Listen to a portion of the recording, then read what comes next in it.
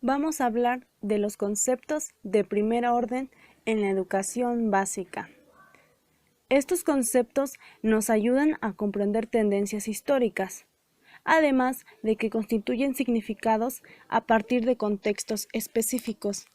Comprenden procesos históricos concretos, los cuales se desarrollan a lo largo del tiempo.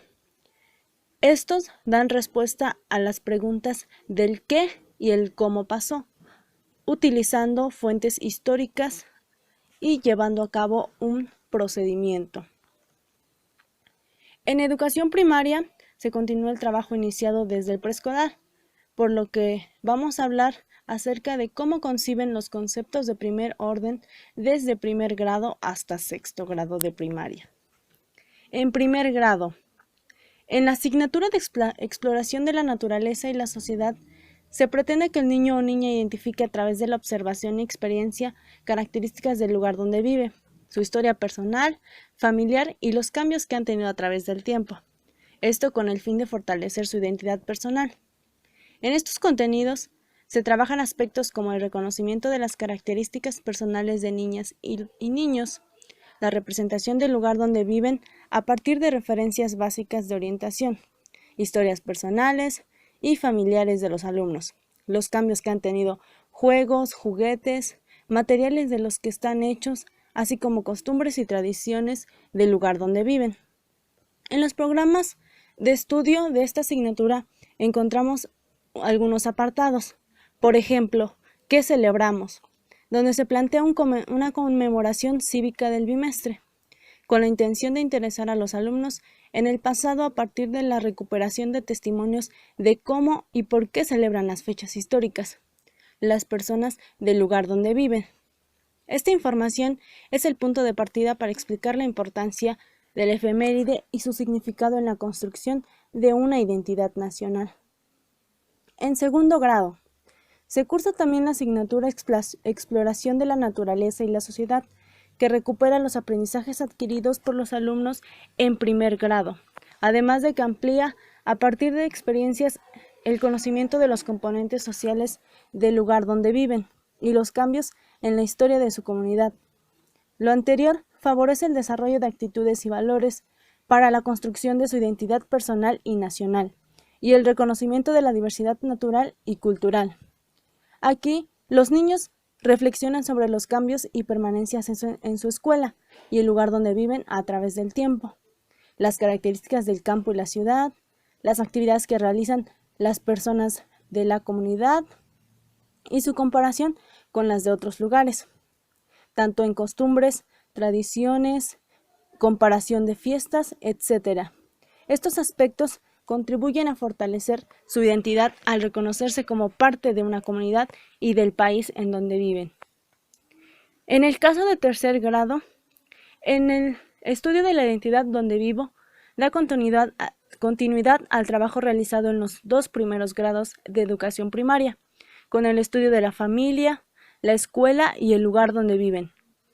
En este grado se trabaja el estudio de los paisajes y las formas de vida de otros tiempos en su entidad para una valoración del patrimonio natural y cultural, así como forjar un sentido de pertenencia con su identidad y entidad.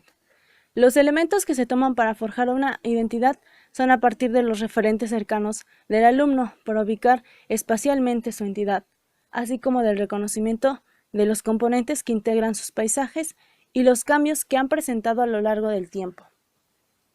Aborda el pasado prehispánico de los grupos humanos que se establecieron en la entidad, así como su cosmovisión, el proceso de conquista y el periodo virreinal, las transformaciones de la sociedad después de la independencia, la Revolución Mexicana y la actualidad. Ahora, para cuarto grado, los alumnos tienen su primer acercamiento con la historia de México, abarcando desde el poblamiento de América hasta la consumación de la independencia. En este grado, tanto los propósitos por grado como por bloques resaltan el reconocer los procesos y legado de los pueblos prehispánicos, el periodo virreinal y lucha por la independencia, para forjar una identidad nacional a partir del estudio de los cambios y permanencias que han habido y de los aportes de este periodo de estudio a la historia de México. En quinto grado, Los alumnos continúan con el estudio de la historia de México, desde los primeros años de la vida independiente en el siglo XIX hasta los del siglo XX. Al igual que en cuarto grado, los propósitos por grado y bloque se enfocan en valorar los principios de identidad y soberanía nacional a partir de los principales sucesos y procesos en la historia de México.